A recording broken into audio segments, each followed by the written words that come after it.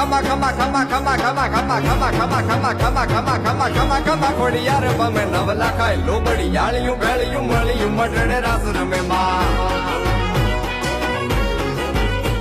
Guys, फेरि पनि स्वागत छ तपाईलाई मेरो नयाँ ब्लगमा। अनि आज चाहिँ हामीहरू दशैंको दोस्रो दिनमा बाबाको मामा घरमा टिका लाउन जाँदैछ। म देखाउन आँटेको थिएँ कि तर आमाले मलाई गर्नुभयो, अन्त म देखाउँदिनँ। अहिले हिँड्दै गर्दा भेटाउँछु। हाम्रो बाबी चाहिँ यहाँ हुनुहुन्छ।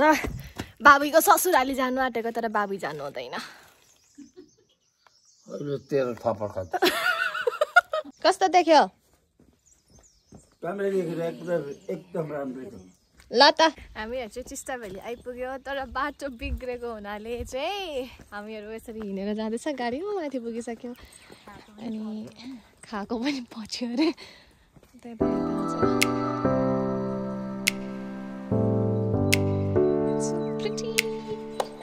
हामी चाहिँ टिस्टा भ्यालीको ग्राउन्ड पनि आइपुगेको छ। अन्त हो पर पिङ रहेछ, भाइ पिङ खेल्नु थाल्यो।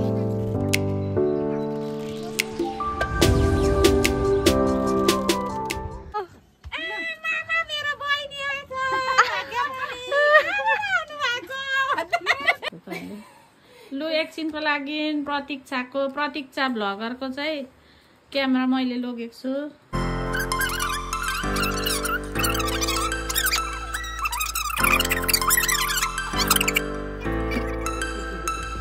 हाम्रो काकी आउनुहुँदैछ। ओ यता आमा बाबा र आमाको दिदी जानुहुँदैछ।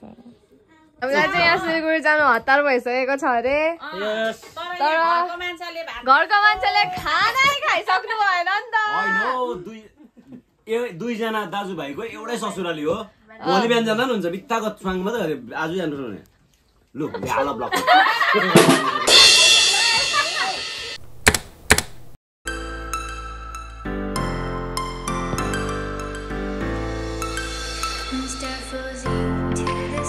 यसै भएर पनि लु सबैजना पहाड चढेर आइपुग्यो।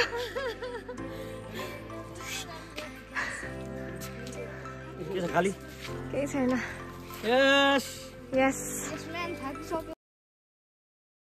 हामीहरू चाहिँ टिस्टा भ्यालीबाट सिलगढी आइपुगेको छ।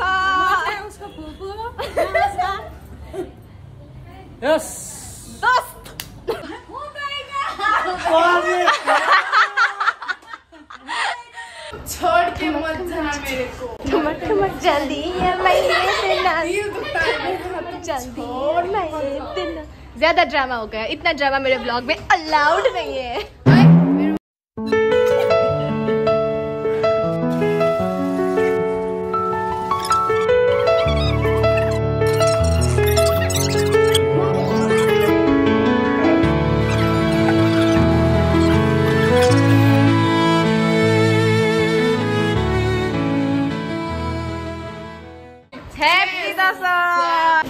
यहाँ चाहिँ हमला हुँदैछ।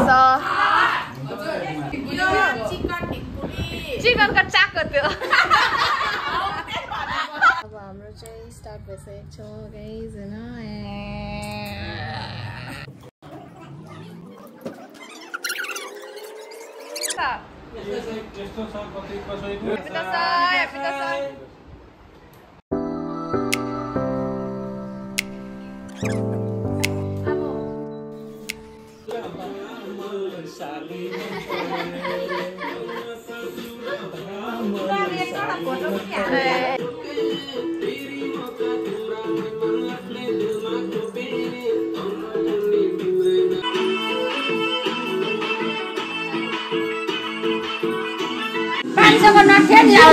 चाबी हराएर खोज्दै भेटेन भन्नुभयो कि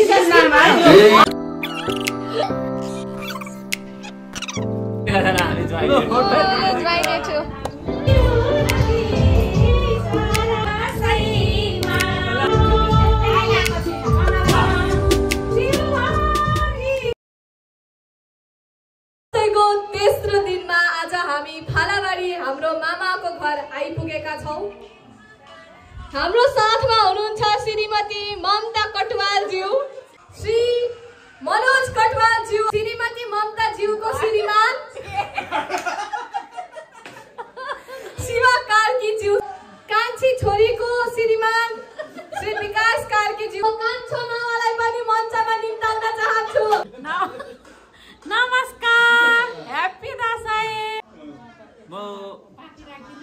बहिनीहरूको दाजु भानीहरूको मामा विजय दशमीको उपलक्ष्यमा सबैलाई शुभकामना आशीर्वाद म चाहिँ यो घरको जेठो ज्वाइँ परो अनि दसैँको उपलक्ष्यमा दसैँको टिका लाउन यहाँ दाजु घरमा आएको ससुराली आएको है अनि यसरी दसैँ राम्रोसँग मनोरञ्जन गरिरहेको छौँ।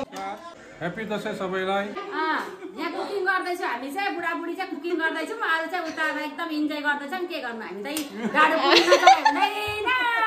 दसैँको चाहिँ हेप्पी दसैँमा चाहिँ एकदम के भन्छ त्यसलाई मजा आइरहेको छ हो सबै दिदी बहिनी दाजुभाइ बाना भान्जी सबै भेला भएको छौँ तर अलिकति मन चाहिँ दुख्छ दुईजना भान्जी चाहिँ बाहिर हुनुहुन्छ हो अलिकति डिस्टर्ब चाहिँ भएको छ हामीलाई भान्जीले अब हेरिरहनु भएको छ भने चाहिँ माफ गरिदिनु है अर्को पालि भेटौँला सधैँ यसरी नै हाँसी खुसी जिन्दगी बिताउनु पाऊँ भगवान देवीको आशीर्वादले यसरी नै बस्नु पाऊँ खानु पाऊँ इन्जोय गर्नु पाऊँ हाँस्नु पाऊँ धेरै धेरै धन्यवाद happy Dashain happy Dashain happy Dashain happy Dashain सबैलाई।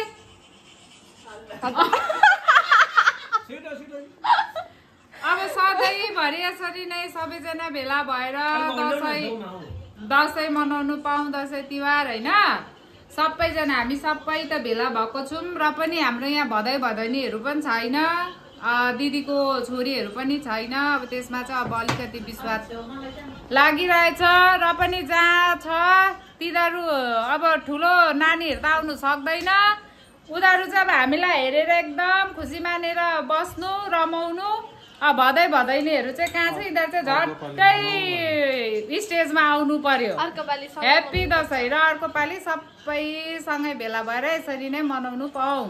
ल के तपाईहरु इन्जोय गर्नु हुँदैछ?